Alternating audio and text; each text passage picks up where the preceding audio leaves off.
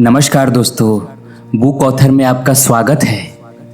दिल्ली का एक अपार्टमेंट, रात का समय है। एक युवक कबीर, एक फिल्म लेखक अपनी स्टडी में बैठा है।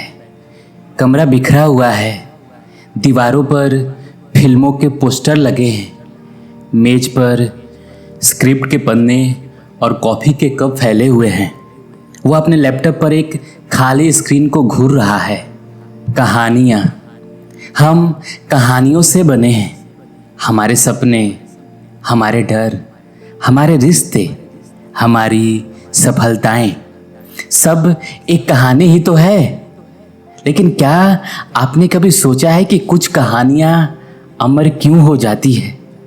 क्यों रामायण की कहानी हजारों साल बाद भी हमारे दिलों को छूती है? क्यों स्टार वॉर्स जैसी एक साइंस फिक्शन फिल्म एक धार्मिक अनुभव जैसी लगती है? क्यों द लायन किंग की कहानी हमें रुलाती भी है और प्रेरित भी करती है?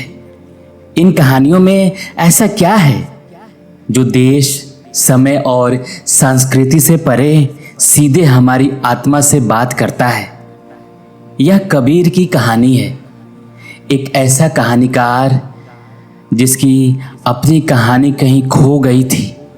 वो फिल्म लिखना चाहता था, एक ऐसी कहानी बनाना चाहता था जो लोगों की लाइफ बदल दे, लेकिन उसकी अपनी जिंदगी दिशाहीन थी। कबीर अपनी ही रिजेक्ट हुई स्क्रिप्ट को गुस्से में मरोड़ कर फेंक देता है। वो अपनी खिड़की से बाहर देखता है, जहाँ रात की दिल्ली की अंतहीन कहानियाँ चल रही है, पर उसे कोई भी कहानी अपनी नहीं लगती। उसका हर आइडिया उसे खोखला लगता है, हर किरदार उसे नकली लगता है। वह तकनीक जानता था, पर जादू खो चुका था। उसे लगता था जैसे वो एक ऐसी भाषा में बात करने की कोशिश कर रहा है जिसकी वर्णमाला ही उसे नहीं पता। एक रात इसी रचनात्मकता और आध्यात्मिक संकट में उसने स्टार वॉर्स के निर्माता जॉर्ज लूकस का एक पुराना इंटरव्यू देखा। इंटरव्यू में लूकस ने कहा, मैंने यह फिल्म एक ऐसे व्यक्ति की किताब को पढ़कर बनाई जिसने मुझे सिखाया कि दुनिया की सारी महान कहानियों के पीछे एक ही छिपा हुआ पैटर्न है। कबीर की आंखें चमक उठी। एक ही पैटर्न?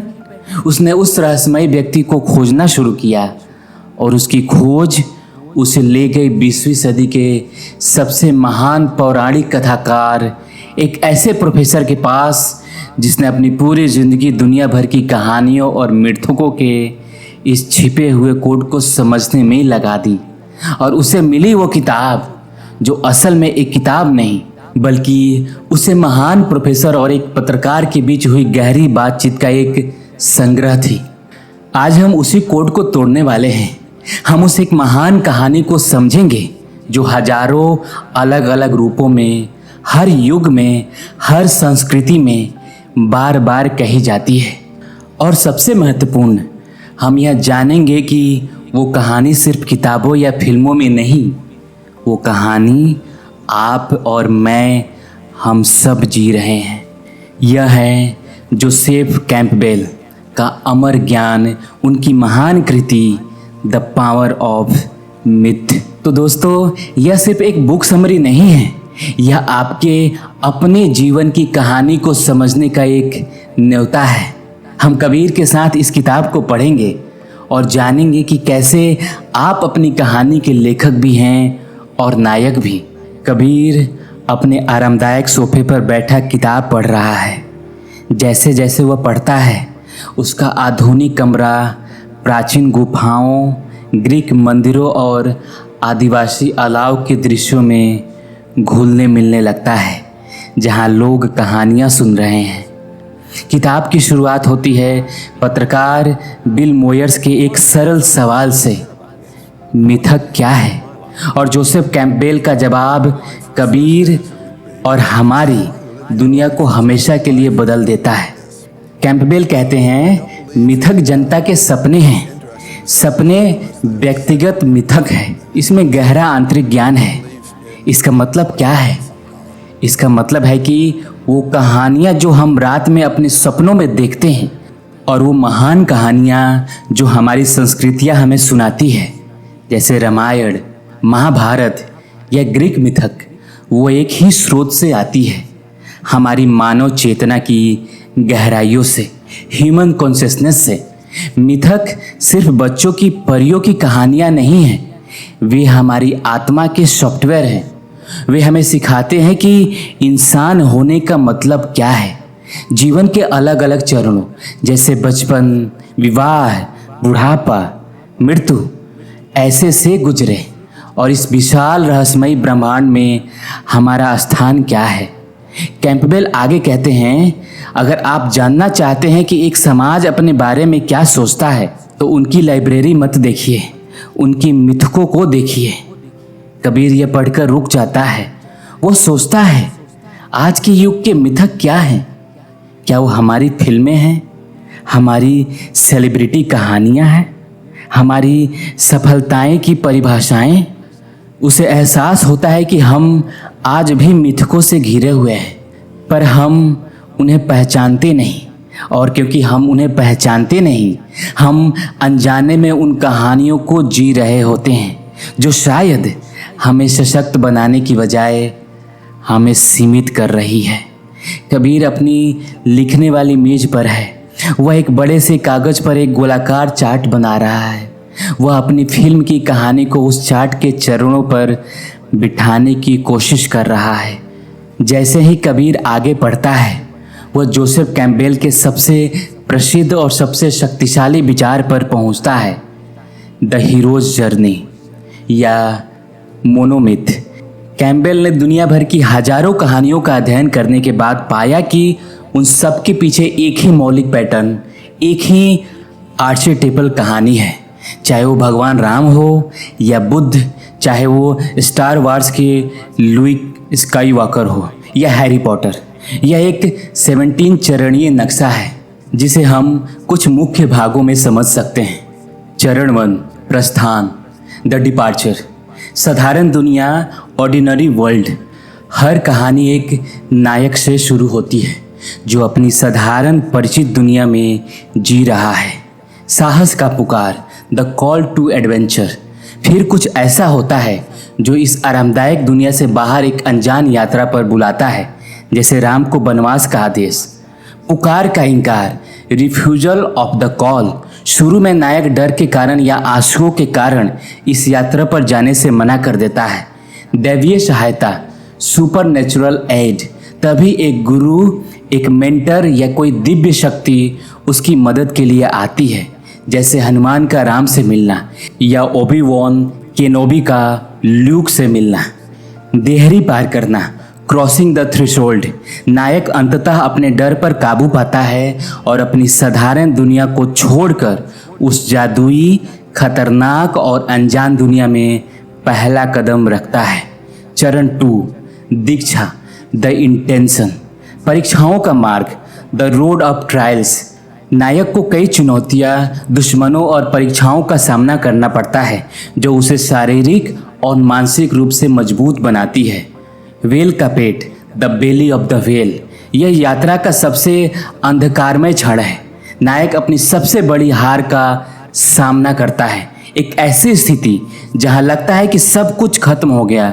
यह एक प्रतीकात्मक मृत्यु है।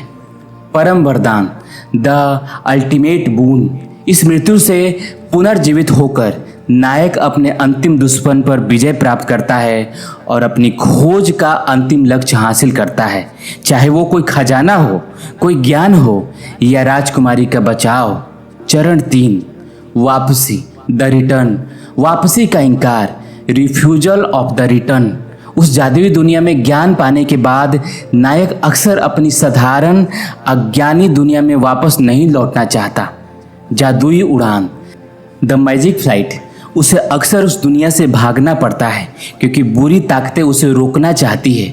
वापसी की देहरी पार करना, नायक अंततः अपनी साधारण दुनिया में लौट आता है, लेकिन अब वो वही इंसान नहीं है जो गया था।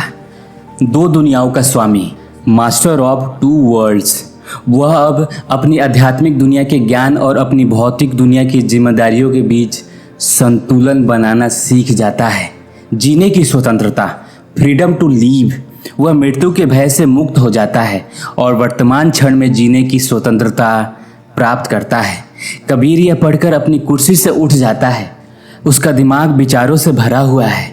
उसे अपनी ही लाइफ इस नक्शे पर दिखाई देने लगती है। इसकी साधारण दुनिया, उसकी नौकरी, उसकी पुकार, फिल्म लिखने का जुनून, उसका इनकार, डर के कारण नौकरी न छोड़ना, इसमें गहरा आंतरिक ज्ञान है। जोसेफ कैम्पबेल का सबसे बड़ा संदेश यह है, यह सिर्फ फिल्मों के लिए एक फार्मूला नहीं है, यह एक मनोवैज्ञानिक रूप से संपूर्ण और सार्थक जीवन जीने का नक्शा है। हम सब अपनी अपनी नायक की यात्रा पर हैं और यही नक्शा हमें बताता है कि हम कहाँ हैं और हमें आगे कहाँ जाना है। कबीर अब ज़्यादा आत्मविश्वास से भरा दिख रहा है। वह अपनी स्क्रिप्ट पर काम कर रहा है, लेकिन अब वह सिर्फ एक कहानी नहीं बल्कि एक मिथक बनाने की कोशिश कर रहा है।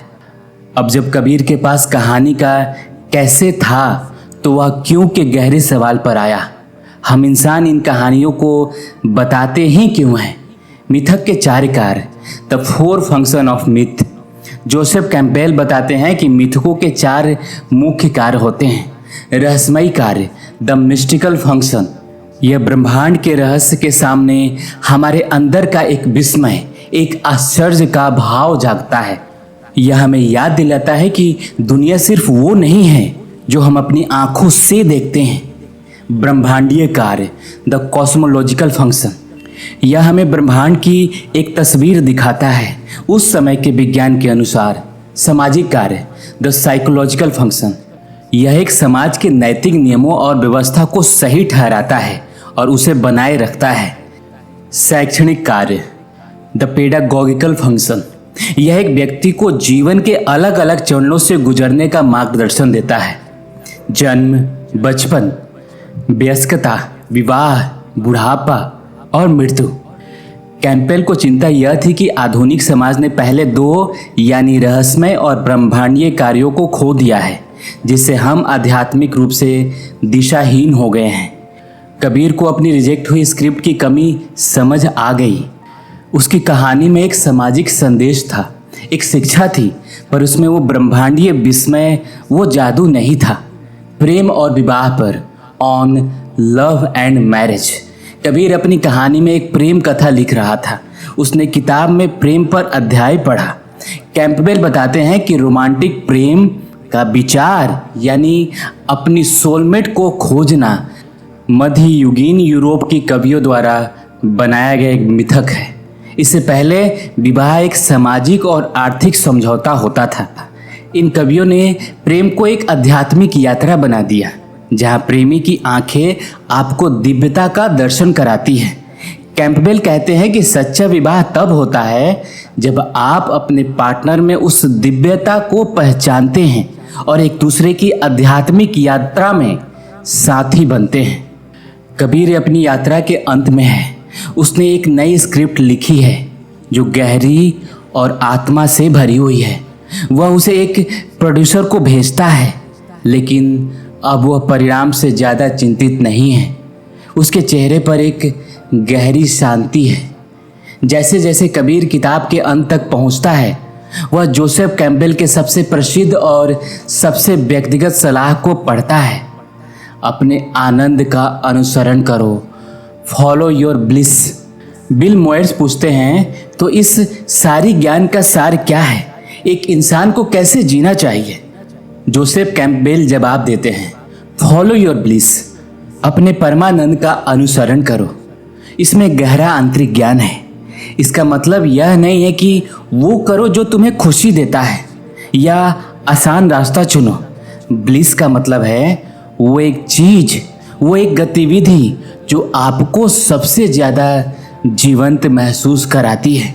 वो काम जिसे करते हुए आप स्वयं को भूल जाते हैं, वो आपकी आत्मा की पुकार है।